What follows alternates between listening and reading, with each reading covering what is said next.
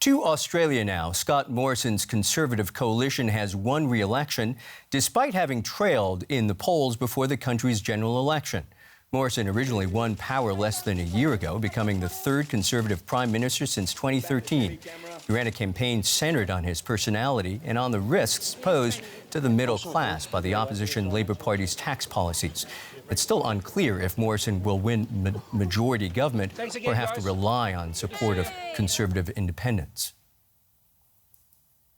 A short time ago, Morrison's challenger, opposition Labour leader Bill Shorten, conceded defeat. I want to say beyond this room to Australians who supported Labor,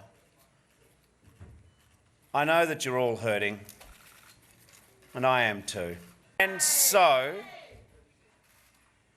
in the national interest, a short while ago, I called Scott Morrison to congratulate him.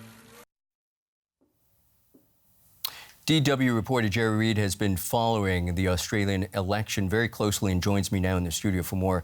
Jerry, this is clearly a major upset. That's right. For such a long time now, it had been predicted by opinion polls, in fact the exit polls today after the election, that Bill Shorten would be the new Prime Minister, but it just wasn't to be. This is such an upset, a shock win for the incumbent Scott Morrison.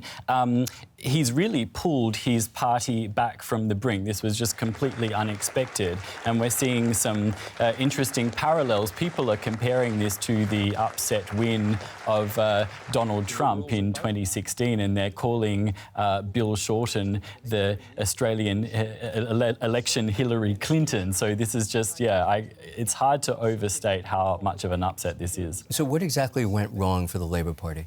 Look, they put forward a very ambitious policy agenda on climate action and increased taxes on the wealthy. And comparatively, the government, their policy agenda was not as extensive as Labor's, and perhaps Labor overwhelmed voters with what it was trying to achieve.